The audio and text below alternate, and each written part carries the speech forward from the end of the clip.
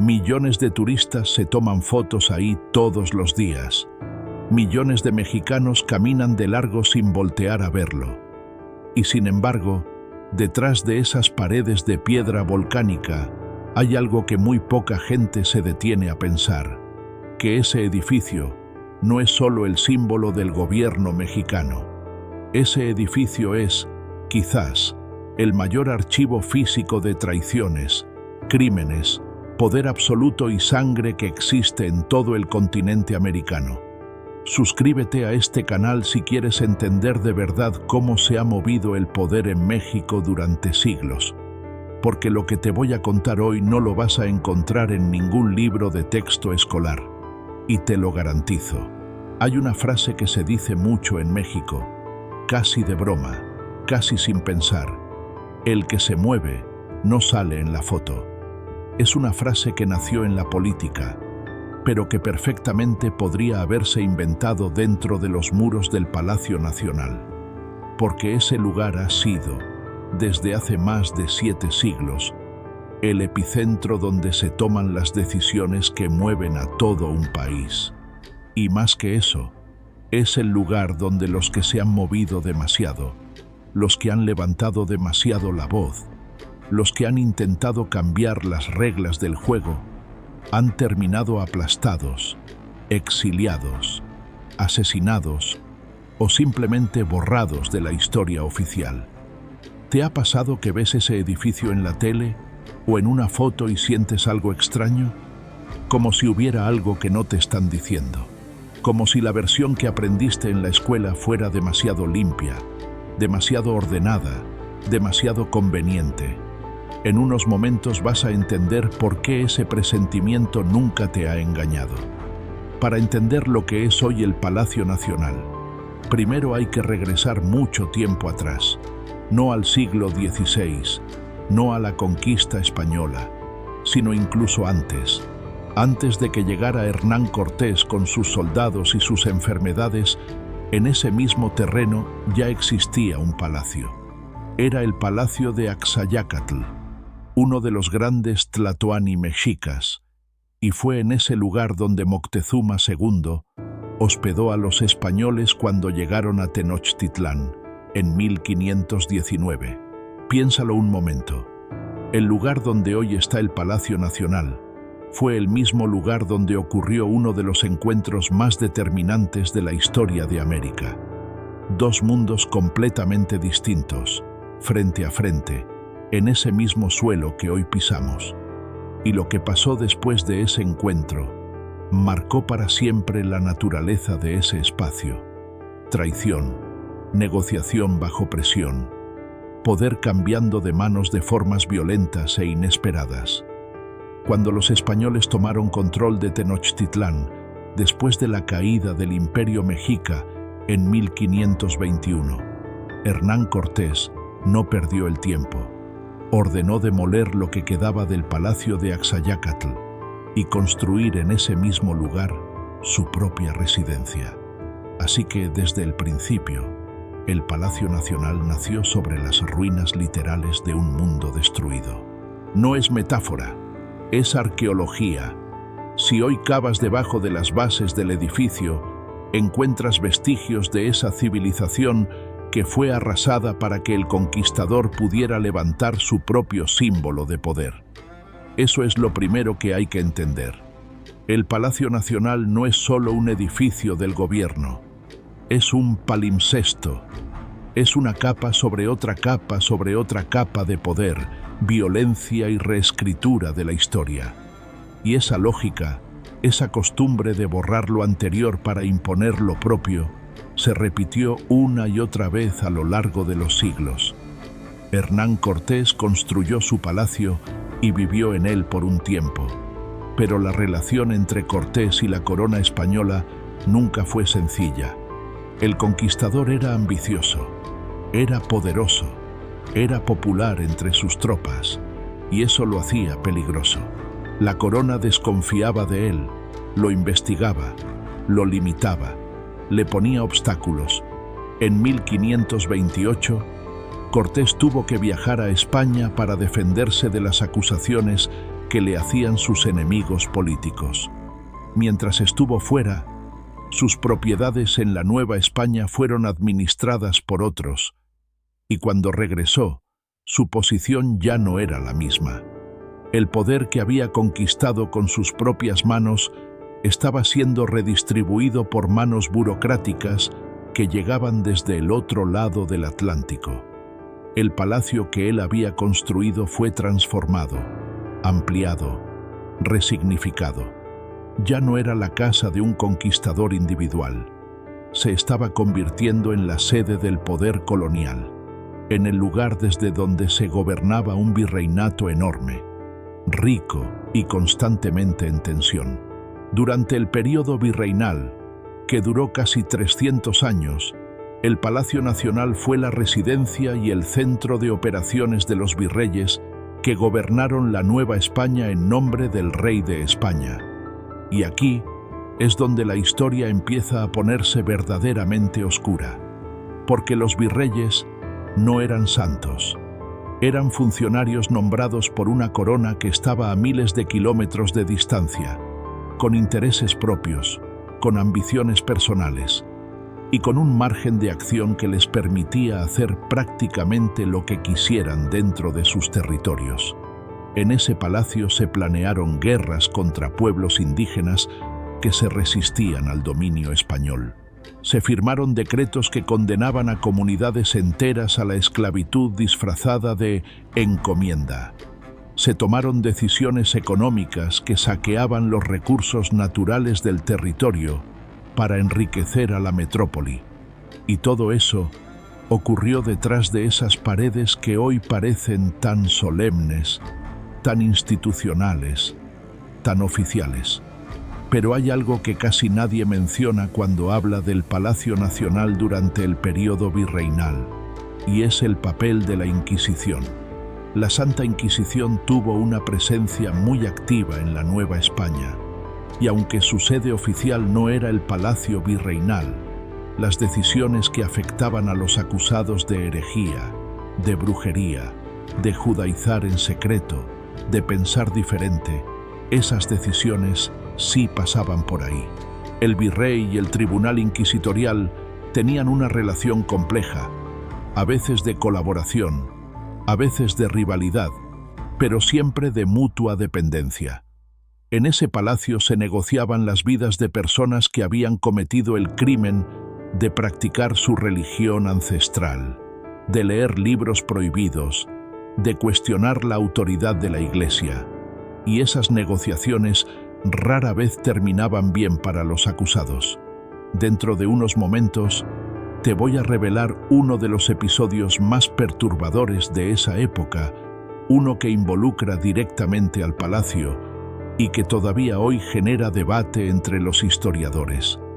Antes de llegar ahí, tienes que saber que el Palacio Nacional no solo fue escenario de poder político y religioso, también fue, durante mucho tiempo, literalmente una prisión.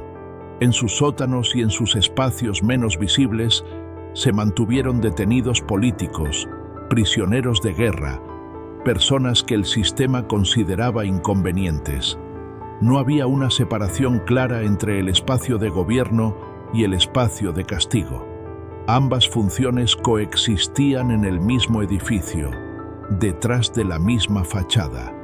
Eso dice mucho sobre la naturaleza del poder que ahí se ejercía. Un poder que no necesitaba disimular demasiado, porque no había nadie que pudiera cuestionarlo efectivamente. ¿Alguna vez te has preguntado cuántas personas entraron a ese edificio a lo largo de los siglos y nunca volvieron a salir? Esa pregunta no tiene una respuesta fácil, y la historia oficial tampoco está muy interesada en buscarla. Llegamos al siglo XVIII, y aquí la situación empieza a transformarse de maneras que nadie hubiera podido predecir 100 años antes. Las ideas de la Ilustración estaban llegando a la Nueva España, filtrándose a través de libros prohibidos, de tertulias clandestinas, de universitarios que estudiaban en Europa y regresaban con ideas nuevas peligrosas. La sociedad novohispana era enormemente desigual. una pequeña élite de peninsulares, es decir, españoles nacidos en España, controlaba el poder político y económico. Por debajo de ellos estaban los criollos, nacidos en América pero de sangre española, que tenían dinero y educación pero no tenían acceso real al poder. Y más abajo todavía estaban los mestizos, los indígenas, los afrodescendientes, cada grupo con sus propias opresiones y sus propias formas de resistencia. En ese contexto explosivo, el Palacio Nacional representaba todo lo que estaba mal, el símbolo más visible de un sistema que excluía a la mayoría de la población de cualquier participación en las decisiones que afectaban sus vidas. Y entonces llegó 1810, el 15 de septiembre de 1810. El cura Miguel Hidalgo y Costilla tocó la campana de su iglesia en Dolores, Guanajuato, y lanzó el llamado que encendería la Guerra de Independencia. Pero lo que la historia de bronce nos cuenta sobre ese momento suele omitir algunos detalles incómodos. La conspiración que llevó al grito de Dolores había estado gestándose durante meses, y varios de sus participantes habían sido descubiertos y arrestados por las autoridades virreinales apenas días antes. Los conspiradores sabían que los tenían encima. Actuaron por pura desesperación, lanzando una rebelión que en ese momento no tenían la capacidad militar de sostener. Y las decisiones que tomaron las autoridades virreinales para responder a ese levantamiento, las estrategias de represión, las órdenes de ejecución, las políticas de tierra arrasada contra las comunidades que apoyaban a los insurgentes, todo eso se coordinó desde el Palacio Nacional. Ese edificio fue el cuartel general de la contrainsurgencia durante 11 años de guerra brutal. 11 años en los que murieron cientos de miles de mexicanos. Y esa historia, la historia del Palacio como centro de represión durante la Guerra de Independencia, casi nunca se cuenta. Ya estamos llegando a la parte que cambia completamente la manera en que vas a ver ese edificio. Pero antes necesito que entiendas algo fundamental sobre cómo funciona el poder en México, algo que lleva siglos siendo así, y que explica por qué el Palacio Nacional ha sido siempre mucho más que un simple edificio de gobierno. En México, el poder nunca ha sido puramente institucional, ha sido siempre profundamente personal. No importa tanto qué dice la ley como quién la aplica y a quién le conviene aplicarla. No importa tanto cuál es el cargo oficial de alguien como cuántas lealtades tiene y cuántos favores ha acumulado. Esa lógica, que algunos llaman sistema clientelar, que otros llaman cultura del compadrazgo, que los politólogos llaman patrimonialismo, esa lógica se desarrolló y se perfeccionó durante siglos, en gran medida, dentro de las paredes del Palacio Nacional. Y entender eso es entender algo esencial sobre México que no te enseñan en la escuela. Cuando se consumó la independencia en 1821 y Agustín de Iturbide entró triunfante a la Ciudad de México, una de las primeras cosas que hizo fue tomar posesión del Palacio Nacional. El simbolismo era obvio. Quien controla ese espacio, controla México. Pero lo que vino después fue un caos monumental. En los siguientes 30 años, México tuvo más de 50 gobiernos diferentes. No es exageración, más de 50. El país estaba en una inestabilidad permanente, con golpes de Estado, pronunciamientos militares, guerras civiles, invasiones extranjeras. Y en medio de todo ese caos, el Palacio Nacional seguía ahí, siendo tomado una y otra vez por distintos actores que pensaban que controlando ese edificio controlaban el país.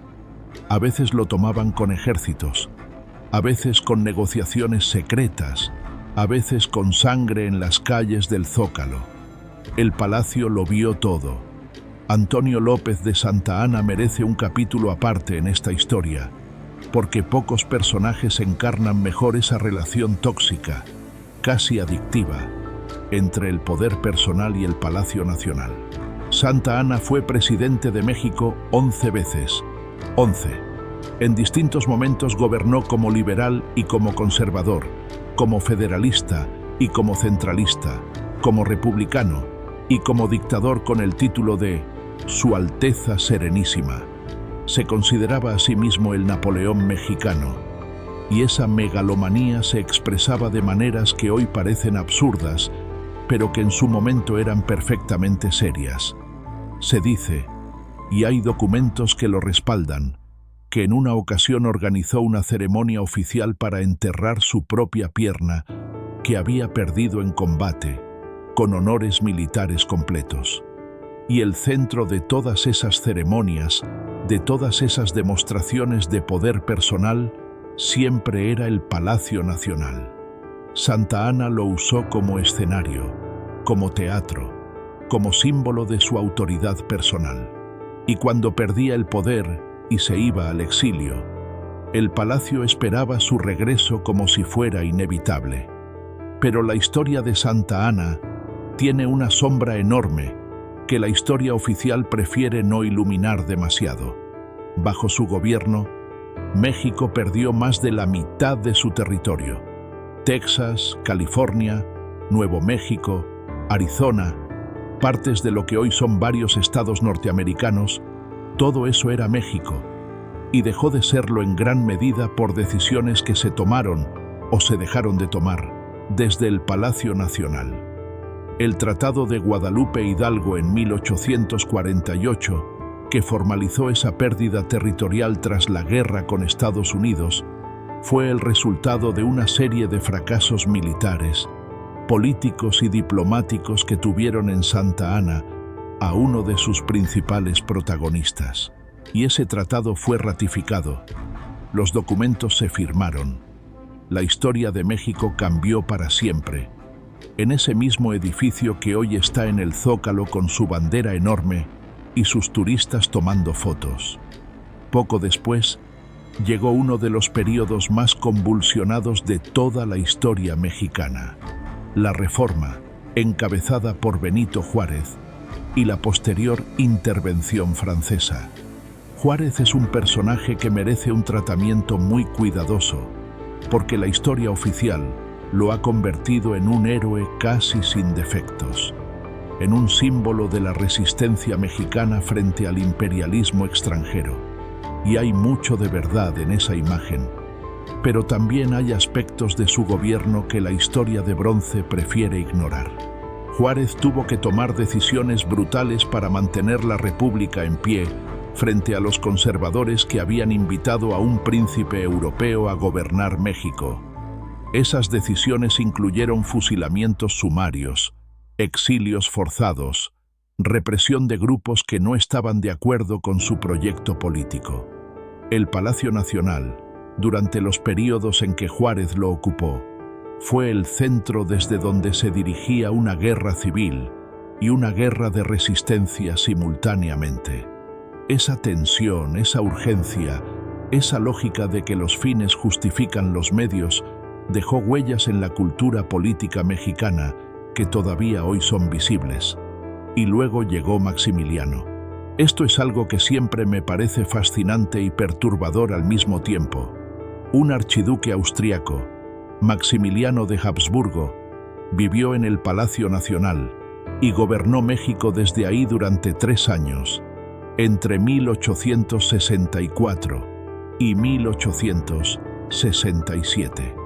Un europeo rubio, de familia imperial, rodeado de su corte y sus costumbres europeas, sentado en el mismo edificio que había visto a los tlatoani mexicas, a los conquistadores españoles, a los virreyes coloniales, a los caudillos independientes.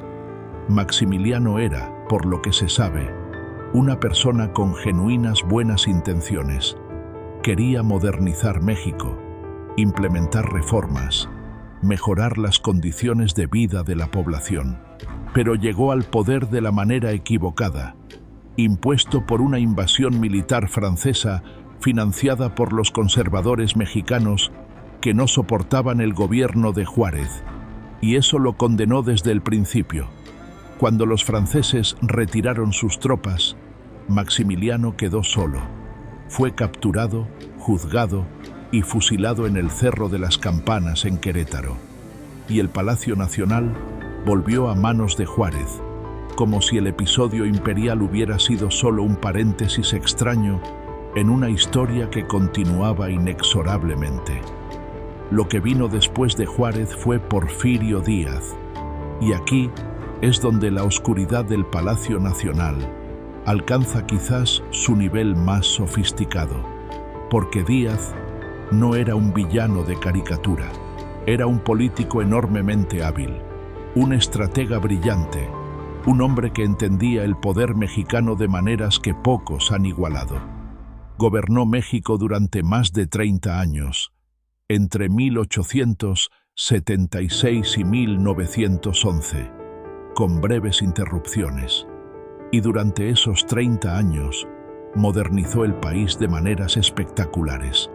Construyó ferrocarriles, impulsó la industria, trajo inversión extranjera, estabilizó las finanzas públicas. La Ciudad de México que conocemos hoy tiene mucho de la huella porfiriana. La arquitectura de ciertos barrios, el trazado de ciertas avenidas, la distribución de ciertos poderes. Pero todo ese progreso tuvo un costo enorme, y ese costo lo pagaron los de siempre.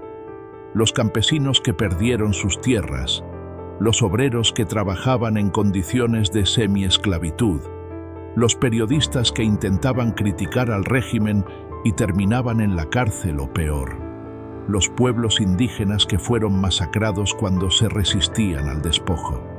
Desde el Palacio Nacional, Díaz administraba ese doble sistema con una eficiencia fría y calculada. Modernidad para los de arriba, represión para los de abajo, y una fachada de orden y progreso para el mundo exterior. Hay un detalle del porfiriato que muy poca gente conoce y que dice mucho sobre la relación entre ese edificio y el poder. Porfirio Díaz mandó remodelar el Palacio Nacional varias veces durante su gobierno. Lo amplió, lo embelleció, lo llenó de símbolos del progreso y la civilización occidentales que quería proyectar. Pero también reforzó sus funciones de vigilancia y control. En ese edificio había una red de informantes, de espías, de personas cuya función era reportar cualquier signo de disidencia o conspiración. Díaz sabía perfectamente que el mayor peligro para su gobierno no venía del exterior, sino del interior del propio sistema político. Y tenía razón. La revolución que lo derrocó en 1911 fue encabezada por Francisco I. Madero, un hombre de familia rica y educación esmerada que había decidido que 30 años de dictadura eran suficientes. Cuando Madero tomó el Palacio Nacional en 1911, parecía que México estaba por fin en el umbral de algo nuevo. Lo que pasó después es una de las historias más trágicas y reveladoras de la historia mexicana. Madero era un idealista genuino, un demócrata que creía de verdad en las instituciones y en el juego político limpio. Pero llegó al poder sin entender completamente que el sistema que quería reformar no iba a dejarse reformar fácilmente. Los porfiristas que seguían en el ejército, en la burocracia, en los negocios, no tenían ninguna intención de ceder su posición. Y Madero cometió el error de confiar demasiado en personas que no merecían su confianza. En febrero de 1913 ocurrió lo que se conoce como la Decena Trágica, 10 días de combates en la Ciudad de México que terminaron con el golpe de Estado que derrocó a Madero. Los responsables principales fueron el general Victoriano Huerta, que supuestamente era leal a Madero, y el embajador de Estados Unidos, Henry Lane Wilson, que trabajó activamente para facilitar el golpe. Madero fue arrestado, obligado a renunciar, y pocos días después fue asesinado junto con su vicepresidente, José María Pino Suárez. El eufemismo que usaron para ocultar el crimen fue que habían intentado escapar y los habían tenido que detener. Nadie creyó esa versión. Nadie la creyó entonces y nadie la cree hoy. Pero la versión oficial siguió siendo esa durante décadas. Mientras tanto, en el Palacio Nacional, Huerta se instaló como nuevo presidente, con las manos manchadas de sangre y el respaldo de los mismos poderes conservadores que habían resistido a Madero desde el principio. La Revolución Mexicana que siguió fue uno de los conflictos más complejos y más costosos de la historia del continente americano. No fue una revolución simple con héroes claramente definidos y villanos fácilmente identificables. Fue un enfrentamiento entre múltiples facciones, con proyectos distintos, alianzas cambiantes y una capacidad de violencia que dejó entre 1 millón y 2 millones de muertos, dependiendo de las estimaciones. Zapata en el sur, con su proyecto agrarista y su defensa de las comunidades campesinas. Villa en el norte, con su ejército popular y su estilo de guerra de guerrillas. Carranza, el primer jefe que quería una revolución controlada que no cambiara demasiado las cosas. Obregón, el militar más hábil de todos, que terminaría siendo el gran ganador. Y en medio de todo ese caos, el Palacio Nacional cambiaba de manos con una frecuencia que hubiera parecido increíble en cualquier otro contexto. Era el trofeo que todos querían, el símbolo que todos necesitaban para legitimarse. Quien ocupaba el palacio era el gobierno, aunque fuera solo por unos días. Zapata entró al Palacio Nacional en diciembre de 1914, junto con Villa. Fue uno de los momentos más extraordinarios de toda la revolución. Los dos caudillos más radicales, los dos que representaban a los más pobres, los que habían sido aplastados por el sistema durante generaciones, sentados en el Palacio Nacional. Hay una fotografía famosa de ese momento, con Villa sentado en la silla presidencial y Zapata a su lado. Una imagen que concentra toda la paradoja de la revolución. Los de abajo, finalmente arriba, pero sin saber qué hacer con ese poder, sin un proyecto político lo suficientemente articulado para sostenerlo. Villa y Zapata no se quedaron en el palacio, se fueron. Y esa decisión, o esa incapacidad para quedarse, es uno de los grandes momentos trágicos de la historia mexicana. Carranza y Obregón recuperaron el control. Zapata fue asesinado en 1919 en una emboscada. Villa fue asesinado en 1923 en un atentado que hasta hoy tiene aspectos no completamente esclarecidos. Y el Palacio Nacional siguió siendo lo que siempre había sido, el centro de un poder que no estaba dispuesto a compartirse con los que realmente lo necesitaban. Con Plutarco Elías Calles y el maximato que vino después, el Palacio Nacional vivió otra de sus transformaciones más reveladoras. Calles fue presidente entre 1924 y 1928, pero su influencia sobre la política mexicana duró mucho más tiempo. Después de que el presidente Obregón fue asesinado en 1928, Calles se convirtió en el jefe máximo de la revolución. Un título informal, pero enormemente significativo. Era el hombre que decidía quién era presidente sin ser él mismo el presidente. Durante el maximato, entre 1928 y 1934, hubo 3 presidentes distintos, todos ellos subordinados a la voluntad de Calles. El Palacio Nacional tenía presidentes distintos cada pocos años, pero la persona que realmente tomaba las decisiones no vivía ahí. Era el poder detrás del trono, el poder en las sombras, el poder que no necesita aparecer en los documentos oficiales, para ser absolutamente real. Esa lógica, ese estilo de gobierno donde el poder real no coincide con el poder formal, es otra de las herencias que el Palacio Nacional ha visto nacer y reproducirse a lo largo de los siglos. Y entonces llegó Lázaro Cárdenas. En 1934, cuando Calles pensaba que Cárdenas sería otro presidente manejable, otro títere que haría lo que le dijeran, se encontró con una sorpresa desagradable. Cárdenas tenía su propio proyecto, su propio carácter y su propia base de apoyo popular.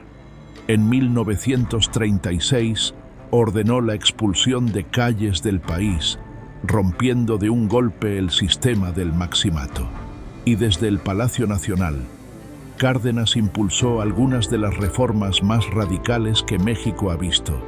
El reparto agrario masivo que distribuyó millones de hectáreas entre los campesinos, la creación de sindicatos fuertes, la educación pública laica y socialista, y sobre todo, la expropiación petrolera de 1938. El 18 de marzo de 1938, Cárdenas se paró frente a los micrófonos desde el Palacio Nacional y anunció que el petróleo mexicano pasaba a ser propiedad de la nación. Fue un momento de enorme carga emocional y política. Las compañías extranjeras que controlaban el petróleo respondieron con un boicot internacional. Los mexicanos respondieron donando sus joyas, sus ahorros, sus pertenencias, para pagar la deuda que generó la expropiación. Fue uno de los momentos en que el Palacio Nacional estuvo más genuinamente conectado con el sentimiento popular. Pero incluso ese momento luminoso tiene sus sombras. El modelo de desarrollo que Cárdenas impulsó tenía contradicciones que con el tiempo se harían evidentes, y las estructuras corporativas que creó para organizar a los campesinos y los obreros eventualmente se convertirían en mecanismos de control político más que de representación genuina. El sistema que nació de la revolución, institucionalizado en el PRI, el Partido Revolucionario Institucional, convirtió al Palacio Nacional en algo nuevo y en cierto modo más sofisticado que todo lo anterior. El centro de un sistema de partido único que duró 70 años. 70 años en los que México tenía elecciones, tenía constitución, tenía instituciones formales que se parecían a las de una democracia, pero en los que el resultado de esas elecciones era conocido de antemano, en los que la disidencia real era aplastada con una mezcla de cooptación, represión y exclusión, y en los que el Palacio Nacional seguía siendo el lugar desde donde se tomaban las decisiones que afectaban la vida de millones de mexicanos, sin que esos mexicanos tuvieran ninguna voz real en el proceso. El PRI era un partido que había aprendido de todas las lecciones del pasado mexicano. Sabía que la violencia abierta generaba resistencia, así que prefería la violencia disfrazada. Sabía que los líderes populares podían ser peligrosos, así que los integraba al sistema o los eliminaba con discreción. Sabía que la gente necesitaba sentir que el gobierno le pertenecía, así que mantenía una retórica revolucionaria, al mismo tiempo que ejecutaba políticas que beneficiaban principalmente a los de arriba. El 2 de octubre de 1968 es quizás el momento más oscuro de toda la historia reciente del Palacio Nacional, aunque el edificio en sí no fue el escenario directo de lo que ocurrió esa noche.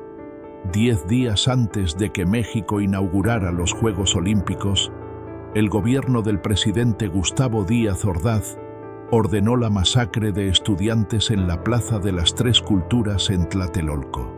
¿Cuántos murieron exactamente? Sigue siendo una cifra en disputa. El gobierno siempre quiso minimizarla. Las investigaciones independientes apuntan a números mucho mayores.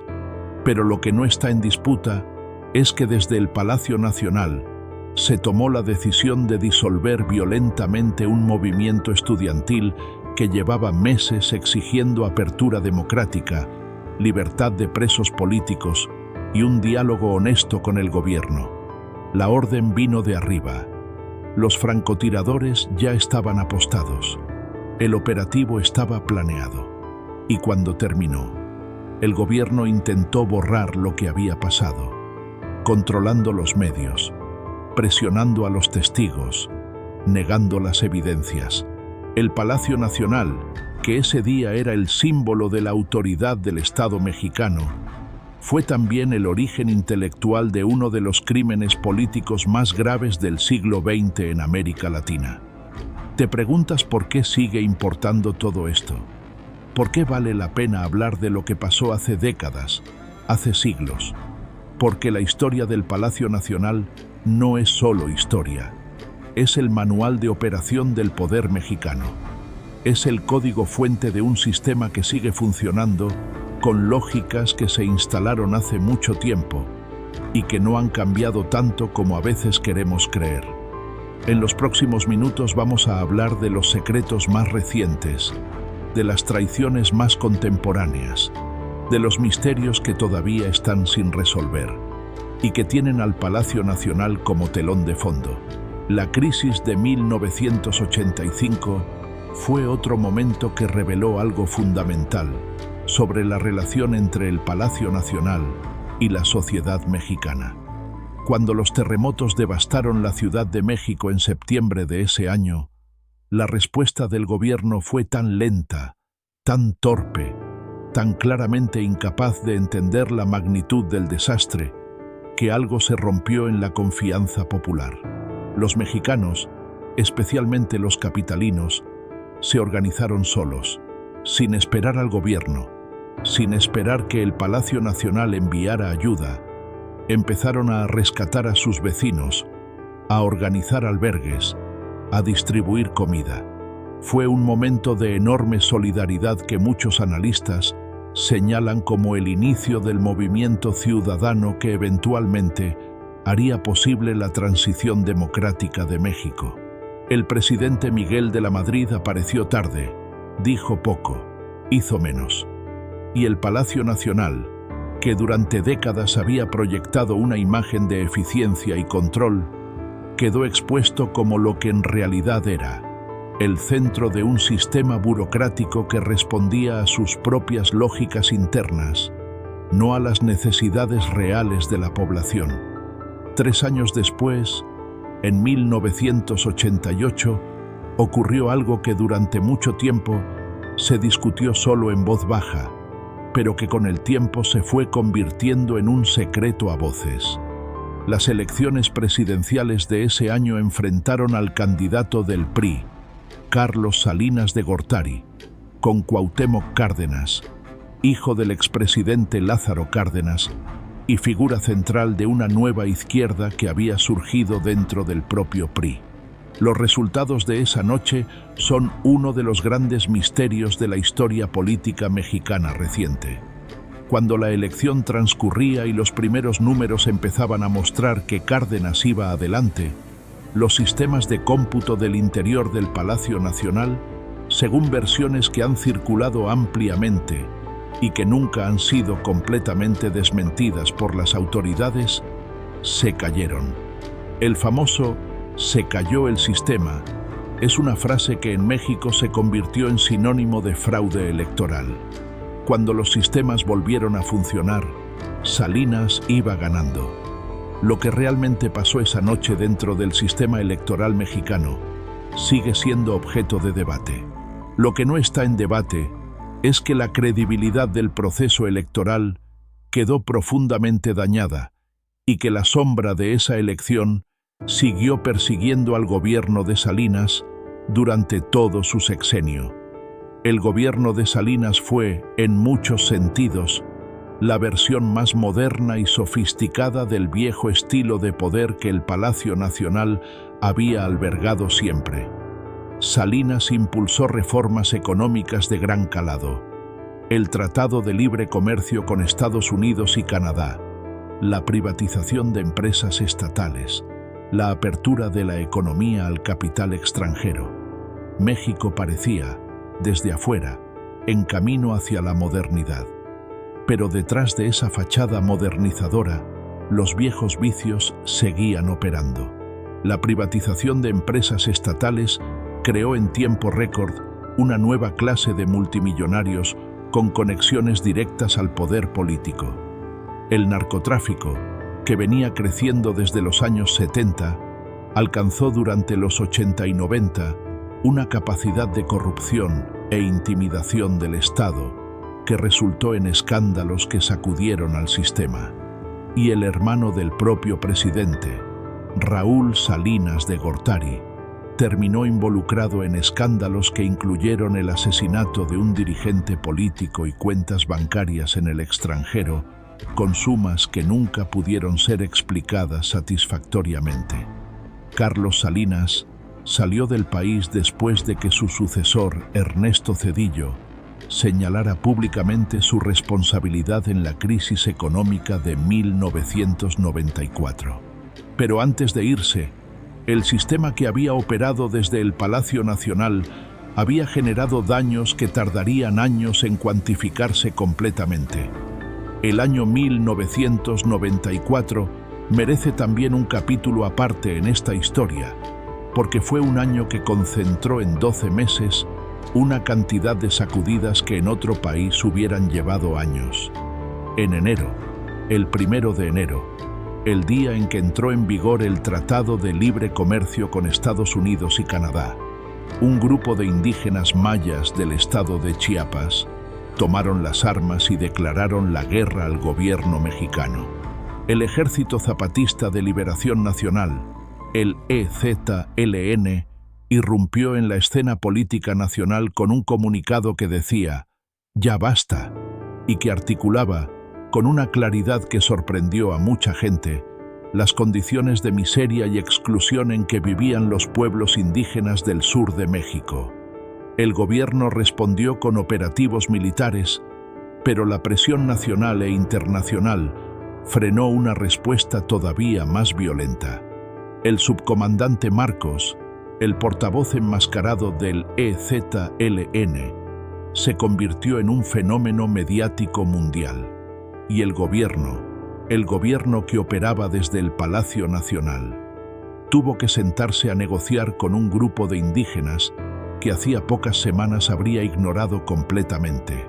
Ese mismo año, en marzo, fue asesinado Luis Donaldo Colosio, el candidato del PRI a la presidencia, en un mitin en Tijuana. El asesinato de Colosio es otro de los grandes misterios sin resolver de la historia política mexicana reciente. La versión oficial sostuvo que fue un asesino solitario, Mario Aburto Martínez, quien disparó. Pero desde el principio surgieron preguntas que la investigación oficial no respondió satisfactoriamente. ¿Actuó solo? ¿Había cómplices? ¿Quién podría haber tenido interés en eliminar a Colosio, que había dado señales de querer reformar el sistema de maneras que incomodaban a sectores del propio PRI? Esas preguntas no tienen respuesta oficial. El caso sigue técnicamente abierto, y el Palacio Nacional, desde donde el presidente Salinas tuvo que nombrar un candidato sustituto, fue el lugar desde donde se manejó políticamente un crimen que cambió el rumbo de la historia mexicana. Unos meses después, en septiembre, fue asesinado José Francisco Ruiz Massieu, secretario general del PRI. Otro asesinato, otro misterio, otro proceso judicial que con los años reveló conexiones que nadie en el poder parecía tener mucho interés en investigar a fondo. Y en diciembre, el nuevo gobierno de Zedillo, que acababa de tomar posesión, enfrentó una crisis económica devastadora, el llamado error de diciembre, la devaluación del peso que hundió a millones de familias mexicanas en la pobreza y que se gestó en las mismas oficinas del Palacio Nacional, donde se habían tomado las decisiones de política económica del sexenio salinista. Un año, 1994, con un levantamiento armado, 2 asesinatos políticos de primer nivel y una crisis económica catastrófica. Todo eso conectado, de una manera u otra, con el edificio del Zócalo y el sistema de poder que ahí operaba. Con la llegada del siglo XXI y la derrota del PRI en las elecciones del año 2000, cuando Vicente Fox del PAN llegó al poder, el Palacio Nacional vivió una transición que mucha gente interpretó como el inicio de una era nueva. Por primera vez en 70 años, el edificio sería ocupado por alguien que no venía del partido que había monopolizado el poder desde los años 20. Pero lo que la transición democrática reveló, entre otras cosas, fue que el Palacio Nacional no era el verdadero corazón del poder mexicano. El verdadero poder estaba distribuido en redes mucho más complejas, en los gobernadores estatales, en los caciques regionales, en las cúpulas sindicales, en los grandes empresarios con conexiones políticas, en las organizaciones criminales que para ese momento ya tenían una capacidad de corrupción e intimidación que el Estado no sabía o no quería controlar efectivamente. Fox llegó al palacio con mucha buena voluntad y poca capacidad de transformación real. El sistema que había resistido durante siglos simplemente se adaptó a las nuevas circunstancias. El periodo entre 2006 y 2012, durante el gobierno de Felipe Calderón, fue el momento en que la crisis de seguridad que venía acumulándose desde hacía décadas estalló en toda su magnitud. Calderón declaró una guerra contra el narcotráfico que resultó en decenas de miles de muertos, en la militarización de la seguridad pública y en el surgimiento de una violencia que se instaló en amplias regiones del país como una condición permanente. Las decisiones que llevaron a ese punto se tomaron en el Palacio Nacional, como se habían tomado ahí durante siglos todas las decisiones cruciales. Pero las consecuencias de esas decisiones se vivieron y se siguen viviendo en comunidades enteras que perdieron a sus jóvenes, en familias que no saben dónde están sus desaparecidos, en ciudades donde el crimen organizado tiene más presencia real que el Estado. El número de desaparecidos en México, que supera las 100.000 personas según las cifras más recientes, es uno de los datos más brutales de la historia reciente del país. Y parte de la responsabilidad por esa cifra tiene que ubicarse en las decisiones y las no decisiones que a lo largo de décadas se tomaron desde ese edificio del Zócalo. Septiembre de 2014 trajo otro momento que sacudió a México desde sus cimientos: la desaparición de los 43 estudiantes de la Escuela Normal Rural de Ayotzinapa, en el estado de Guerrero. 43 jóvenes que iban a protestar en Iguala y que nunca regresaron. La investigación oficial que vino después fue un desastre de falsedades y presiones que el gobierno tuvo que sostener ante una indignación nacional e internacional que no cedía.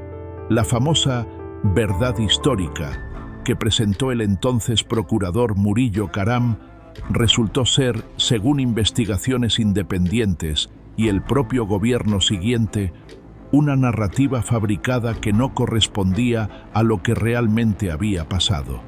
La conexión entre el crimen organizado, las autoridades locales y eventualmente ciertos niveles del gobierno federal fue un tema que las investigaciones posteriores no han podido aclarar completamente, en parte porque hay actores que claramente no tienen interés en que se aclare.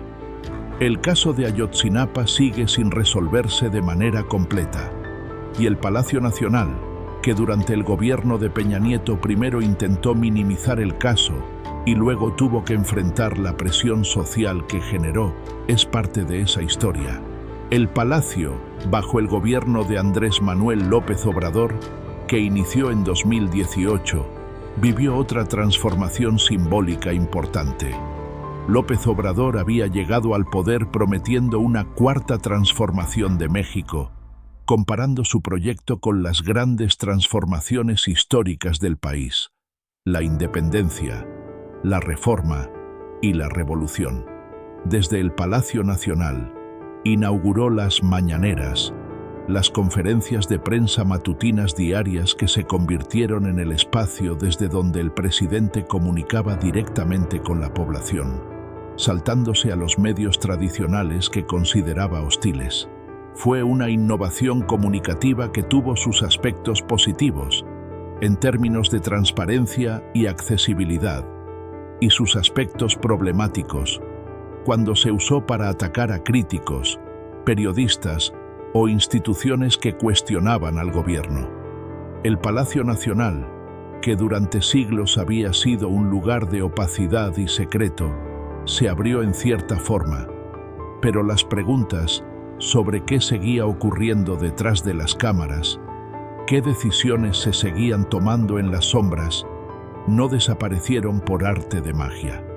Los murales de Diego Rivera que decoran el Palacio Nacional son, quizás, la tensión más visible entre la historia que ese edificio quiere contar de sí mismo y la historia que realmente ha vivido. Rivera pintó a lo largo de los años 30 y 40 una epopeya visual de la historia de México que cubre las escaleras y los corredores del palacio con una narrativa de opresión y resistencia, de civilizaciones destruidas y dignidades recuperadas, de héroes populares y villanos del poder. Son obras maestras del arte mundial. Son también, en cierta forma, una ironía enorme. Imágenes que celebran la lucha de los de abajo, pintadas dentro del edificio que ha sido durante siglos el símbolo del poder de los de arriba. Rivera era un comunista convencido que durante años fue perseguido y exiliado.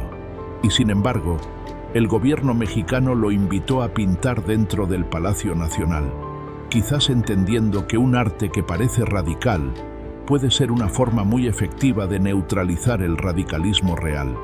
O quizás Rivera aceptó porque entendía que era mejor estar dentro que afuera, que era mejor que su visión quedara registrada en ese espacio, aunque fuera dentro de un sistema que en muchos sentidos era lo opuesto de lo que él creía.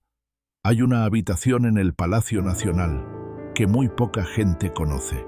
No aparece en la mayoría de los recorridos turísticos, no se menciona en las guías convencionales. Es el espacio donde, según versiones de historiadores que han tenido acceso a archivos que normalmente no están disponibles al público, se conservan documentos que podrían arrojar luz sobre algunos de los episodios más oscuros de la historia mexicana reciente. Documentos sobre decisiones que se tomaron durante los años de la Guerra Sucia de los 70, cuando el gobierno mexicano perseguía y hacía desaparecer a militantes de izquierda con métodos que en otros países latinoamericanos se asocian con las dictaduras militares de la época, pero que en México ocurrieron bajo gobiernos que formalmente eran democracias constitucionales. Documentos sobre las conexiones entre el poder político y el narcotráfico que se gestaron en las décadas siguientes. El grado en que esos documentos existen realmente, en que son accesibles, en que contienen lo que algunos aseguran que contienen, es algo que no podemos afirmar con certeza, pero que existe un archivo histórico del Palacio Nacional con materiales sensibles que no han sido completamente desclasificados es un hecho reconocido. Lo que esos archivos guardan es una de las preguntas que más incomodan al poder, porque esa es la naturaleza última del Palacio Nacional. Es un archivo viviente. Cada uno de los que han gobernado desde ahí ha dejado huellas, algunas visibles, muchas ocultas. Los que llegaron con las mejores intenciones se encontraron con que el sistema que habitaban tenía su propia lógica, sus propias reglas no escritas, sus propias exigencias que a veces eran imposibles de ignorar. Los que llegaron sin escrúpulos encontraron en ese sistema el instrumento perfecto para sus propósitos. Y los millones de mexicanos que nunca han estado dentro de ese edificio, que lo ven desde el Zócalo o en la televisión o en sus teléfonos, siguen siendo los que más directamente sienten las consecuencias de lo que ahí se decide, sin tener ningún mecanismo real de rendición de cuentas para exigir que las cosas sean diferentes. Lo que el Palacio Nacional guarda, más que cualquier documento secreto, más que cualquier habitación desconocida, es la memoria de un sistema de poder que ha sobrevivido a imperios, conquistas, revoluciones, transiciones democráticas y crisis de todo tipo, adaptándose siempre, cambiando de forma pero manteniendo su esencia. Un sistema donde las lealtades personales importan más que las leyes escritas, donde el acceso al poder es el bien más valioso que existe, donde la rendición de cuentas real sigue siendo una promesa incumplida, donde los mismos patrones de concentración del poder, de exclusión de los de abajo, de opacidad en la toma de decisiones, se reproducen con cada nueva generación de gobernantes, independientemente de su partido, su ideología o sus promesas de campaña. ¿Significa eso que nada puede cambiar? ¿Que el Palacio Nacional y el sistema que representa son inmunes a cualquier transformación genuina? Esa sería la conclusión más cómoda para los que prefieren la desesperanza a la acción. Pero la historia que hemos repasado aquí también muestra otra cosa, que hubo momentos, y los hay, en que la presión popular, la organización ciudadana, la exigencia colectiva de accountability ha logrado doblegar aunque sea parcialmente al sistema. La transición democrática del 2000, imperfecta como fue, no hubiera ocurrido sin décadas de trabajo de organizaciones civiles, de periodistas que arriesgaron su seguridad para investigar y publicar, de ciudadanos que salieron a votar y a defender su voto. La visibilidad de casos como Ayotzinapa, que sigue siendo una herida abierta en la conciencia nacional, no hubiera sido posible sin la persistencia de familias que se negaron a aceptar el olvido y de una sociedad civil que los acompañó. El Palacio Nacional ha visto todo eso también. Ha visto cómo la sociedad mexicana se organiza, cuestiona, exige y a veces logra, no siempre, no suficientemente, pero con una persistencia que dice mucho sobre la resistencia de un pueblo que lleva siglos lidiando con un sistema que no fue diseñado para servirle. Esa es también parte de la historia que ese edificio guarda entre sus paredes de piedra volcánica. Cuando veas el Palacio Nacional la próxima vez, ya sea que estés parado en el Zócalo o que lo veas en una foto o en la televisión, espero que lo veas de otra manera, que veas no solo la fachada institucional, no solo el símbolo oficial del gobierno mexicano, sino también todo lo que está detrás, los siglos de conquista y resistencia, los crímenes que se organizaron en sus salones, las traiciones que se fraguaron en sus corredores, las decisiones que cambiaron la vida de millones de personas, sin que esas personas pudieran decir nada al respecto. Pero también los momentos en que la dignidad popular obligó a ese sistema a retroceder, aunque fuera un poco. Porque conocer esa historia completa, no la versión de bronce y fechas en el libro de texto, sino la historia oscura y contradictoria y humana que realmente ocurrió ahí, es la única manera de entender dónde estamos y hacia dónde podemos ir. El poder no quiere que conozcas su historia real. Prefiere que te quedes con los murales, con las ceremonias del grito de independencia, con las fotos oficiales y los discursos ensayados. Prefiere que veas ese edificio como un símbolo de identidad nacional, sin cuestionarte qué identidad, de quiénes, construida sobre qué. Pero tú ya sabes que la historia tiene más capas que las que se muestran oficialmente. Y ese conocimiento es, en sí mismo, una forma de poder. Un poder que no necesita palacio para ejercerse, pero Hay algo más que necesitas saber antes de cerrar esta historia. Algo que casi ningún análisis sobre el Palacio Nacional menciona, y que sin embargo es fundamental para entender por qué ese edificio sigue siendo tan relevante, tan cargado de significado, tan incómodo cuando lo miras de frente y sin anestesia. Y es esto: el Palacio Nacional no solo ha sido el escenario del poder, ha sido también sistemáticamente el escenario de la impunidad, no como consecuencia accidental de los abusos de poder, sino como elemento constitutivo del sistema mismo.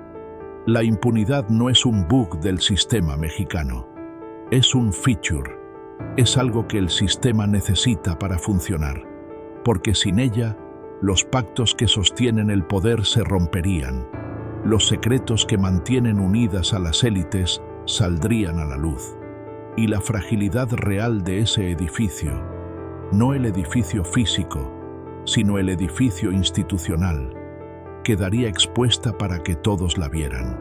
Piénsalo de esta manera: en más de 500 años de historia del Palacio Nacional como centro del poder, ¿cuántos de los que abusaron de ese poder desde adentro han pagado alguna consecuencia real? Los virreyes que ordenaron masacres de comunidades indígenas volvieron a España con sus fortunas intactas. Los presidentes del siglo XIX que vendieron el territorio nacional o firmaron tratados que beneficiaban a sus propios intereses no rindieron cuentas ante nadie. Los responsables de la masacre del 68 murieron en su mayoría tranquilamente, con sus pensiones y sus reconocimientos. Los que gestionaron la crisis económica del 94 se fueron al extranjero. Los responsables de los crímenes de la guerra sucia de los 70 nunca fueron procesados por eso. Es una línea continua de impunidad que no distingue ideologías, ni partidos, ni épocas. Es la condición de posibilidad del sistema. Y esa impunidad tiene un efecto concreto, medible, en la vida cotidiana de millones de mexicanos. Cuando el Estado es impune, la ciudadanía aprende que las reglas formales no se aplican igual para todos, que hay un México para los que están adentro del sistema y otro México para los que están afuera, que el acceso a la justicia, a la protección del Estado, a las oportunidades que en teoría son para todos, en la práctica depende de a quién conoces, de qué tan dispuesto estás a participar en las reglas informales del juego, de cuánto puedes pagar. Esa desconfianza estructural en las instituciones no es una falla de carácter del pueblo mexicano. Es una respuesta racional a décadas y siglos de experiencia concreta con un sistema que consistentemente ha mostrado que las instituciones sirven a los poderosos más que a los ciudadanos comunes. También hay que hablar de las mujeres en esta historia, porque el Palacio Nacional ha sido durante la mayor parte de su historia un espacio profundamente masculino. Las mujeres que han influido en el poder político mexicano lo han hecho mayoritariamente desde los márgenes, desde espacios no oficiales, desde roles que el sistema no reconocía formalmente pero que eran igualmente reales. Las mujeres que participaron en la Revolución Mexicana, las soldaderas, las enfermeras, las espías, las organizadoras, las que mantuvieron comunidades enteras mientras sus hombres estaban en el frente. Esas mujeres están notoriamente ausentes de los murales de Rivera y de los libros de texto. Las mujeres que en el siglo XX construyeron movimientos sociales, organizaciones civiles, redes de apoyo comunitario que en muchos casos fueron más efectivas que cualquier programa gubernamental, tampoco aparecen con la prominencia que merecen en la historia oficial del poder mexicano. El Palacio Nacional ha tenido presidenta hasta hoy mismo, en 2024, cuando Claudia Sheinbaum llegó a ese edificio como la primera mujer en gobernar México. Ese hecho histórico tiene su propia complejidad.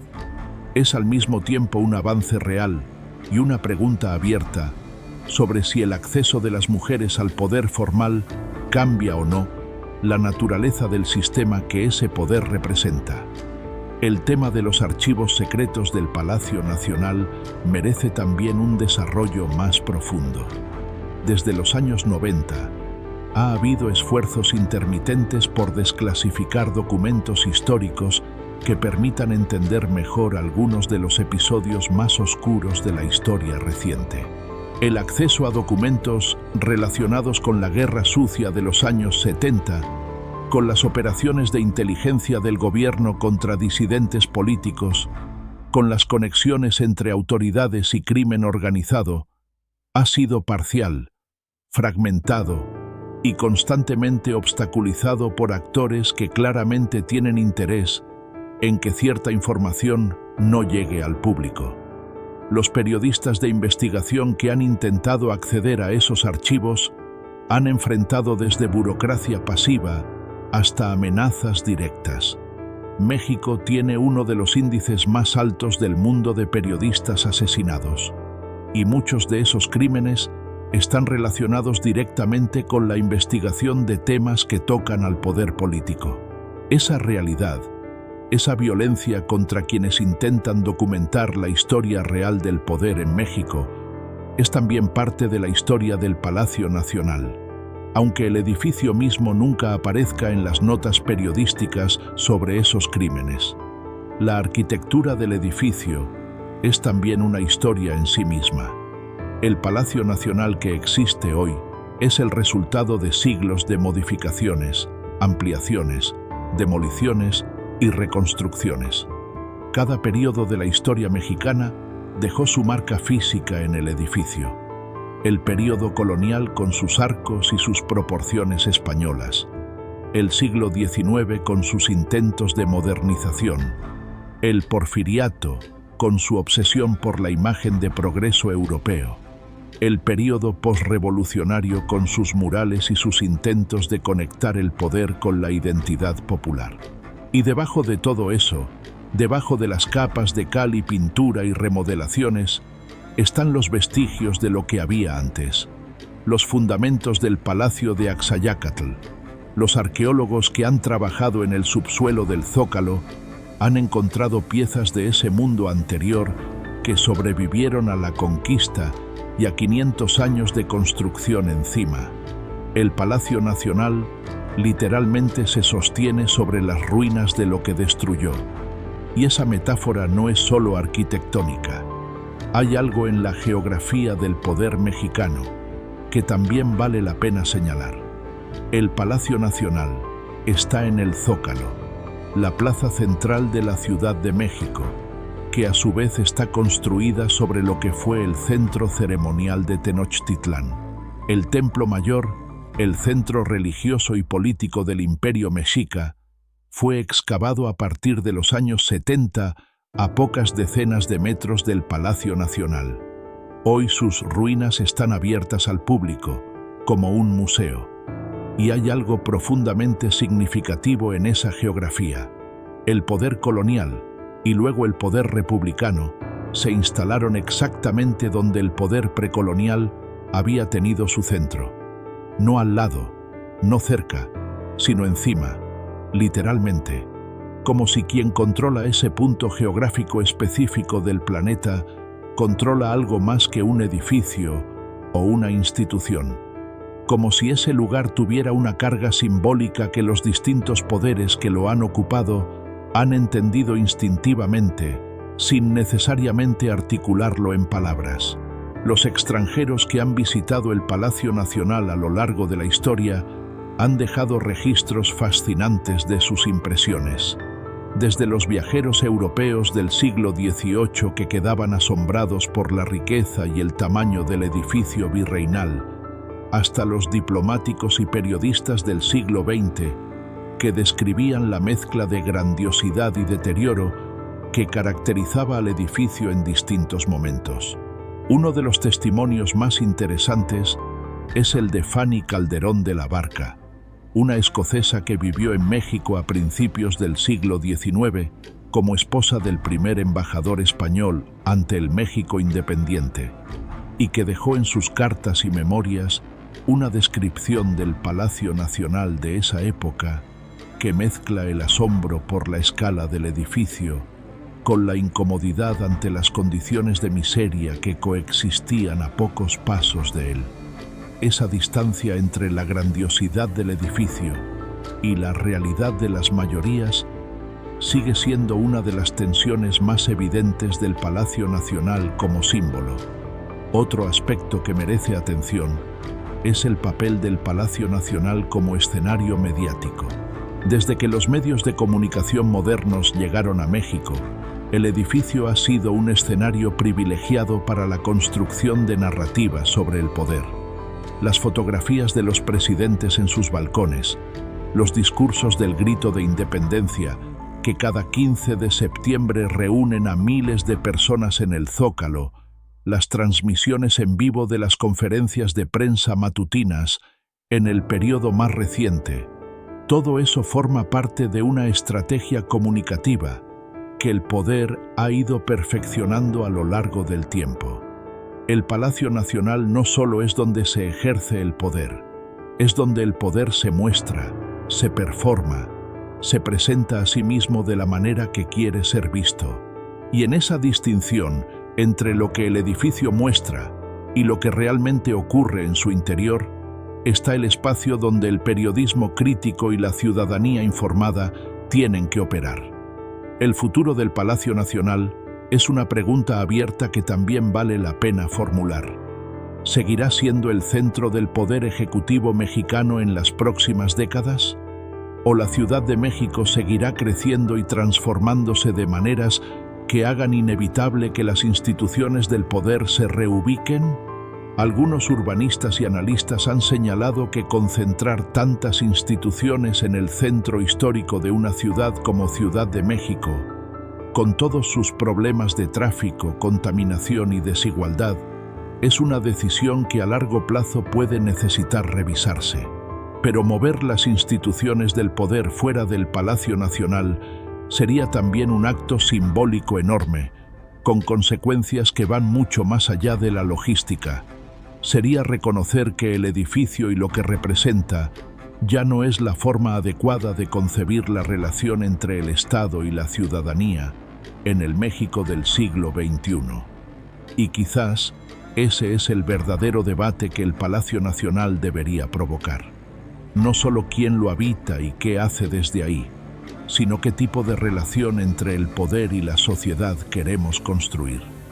Un edificio que nació como palacio de un conquistador, que sirvió de sede a virreyes y dictadores, que fue testigo de golpes de Estado y represiones y traiciones, puede ser genuinamente el símbolo de una democracia que funciona para todos.